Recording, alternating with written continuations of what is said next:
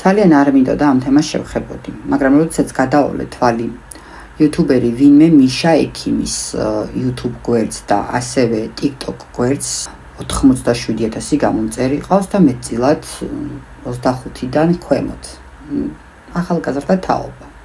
როდესაც შენ ინფორმაციას აწვდი საზოგადოებას, უკვე ვალდებულიც ხარ რაღაც საკუთარი წილი პასუხისმგებლობები აიღო საკუთარ ნათქვამ სიტყვებზე, ხო? დასაწყისში ეს ადამიანი აღებული აქვს ჩემი TikTok-იდან ქალბატონი ნიკა კუპატაძის ჩართვიდან ნაწილი და განიხილავს ამ ნაწილს. Შეეძლო YouTube-ზეც და Facebook-ზეც სრული ვიდეო ენახა. TikTok-ი ვერ იტევს სრულ ვიდეოს. მოდი ამ ნაწილს აღარ ჩავუყვები, გავაგრძელებ ახლა. ეს ბიჭი ვიდეოს დასაწყისში ამბობს, რომ არსებობს სასამართლო სისტემა და მკვლელები მკაცრესად უნდა დაისაჯონ კი ბატონო. და აღიარებს, რომ სისტემა არსებობს, რომელმაც უნდა დასაჯოს, როცა ადამიანი რაღაცას დანაშაულს ჩადის, ხო? ერთ ვიდეოს გაჩვენებთ და ეს არც ერთ შემთხვევაში არ ნიშნავს, რომ ამ ახალგაზრდებს ვიცავ კაცო, ეხლა მართლა ეგ არ დამაბრალოთ. უბრალოდ საუბრობ და უბრალოდ განვიხილავ ორივე მხარეს. თორე რა ჩაგერთვებოდით მეც მაშინ და მკვლელები უნდა დაისაჯონ. ბოლო დღეების განმავლობაში ჩემი თითეული ლაივი ეძღვნებოდა საზოგადოების და სისტემის სიმახინჯეებს. ამ გახმაურებულმა ამბავმა აჩვენა, რომ მარტო არც სისტემას აქვს სიმახინჯეები და არც მარტო საზოგადოებას და ყველამ ჩვენი წილი ტვირთი უნდა ვიტვირთოთ თავზე და პასუხისმგებლობები უნდა ავიღოთ. ეს ახალგაზრდა დასაწყისში აღიარებს, რომ სისტემა არსებობს და კანონით უნდა დაისაჯოს დამნაშავეები. მაგრამ მეორე ნაწილში ავრცელებს ვიდეოს, რომლის მიხედვითაც ის საერთოდ უარყოფს სისტემის არსებობას და ახალისებაც გამოდის და რომანტიზებაც და ახალგაზრდების შეგულიანებაც, რომ დიახ ქუჩაში და ლინჩის წესით ჩაქოლვით უნდა გაასამართლონ პედოფილები.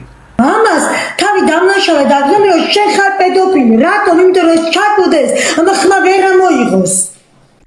ეგრეც უნდა იყოს.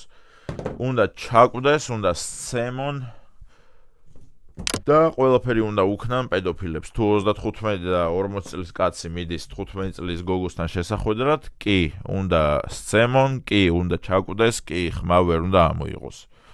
100% ვეთანხმები ამას. საქართველოს კანონმდებლობას აქვს პედოფილიის მუხლით კანონები, რომლის მიხედვითაც დამნაშავე, როდესაც არის ადამიანი, კანონის მიხედვით უნდა გასამართლდეს.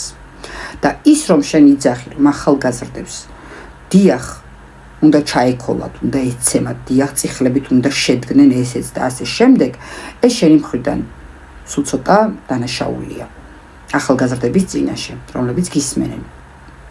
მე გავუკეთე ამ ადამიანს შეთავაზება YouTube-ზე, როგორც კი ვნახე ეს ვიდეო, დავუწერე ვრცელი კომენტარი და შევთავაზებ ჩემი პირადი YouTube არხიდან მიწერე, რომ ენახა ვინ წერდა და მიმხვდარიყო ვისთან ქონდა საქმე.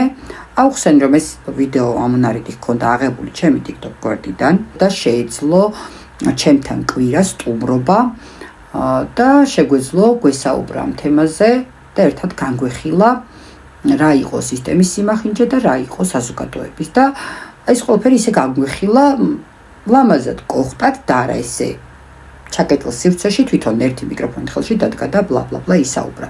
შევთავაზე სტრიმი და პასუხის ნაცვლად 15 წუთში მან ის კომენტარი გააქრო. თქვენი მხრიდან კომენტარის წაშლა შეთავაზებაზე უკვე პასუხი იყო, ამიტომ მე თქვენთან სასაუბრო აღარაფერი მაქვს, მაგრამ როდესაც საზოგადოებას ასწვდი რაღაც აზრს და დიდი აუდიტორია გისმენს, პასუხისმგებლობით უნდა მოეკიდო თითოეულ სიტყვას, რას ამბობ და რას ავრცელებ. დანარჩენი საზოგადოებისთვის მომენტია კომენტარებში დააფიქსირეთ თქვენი აზრი.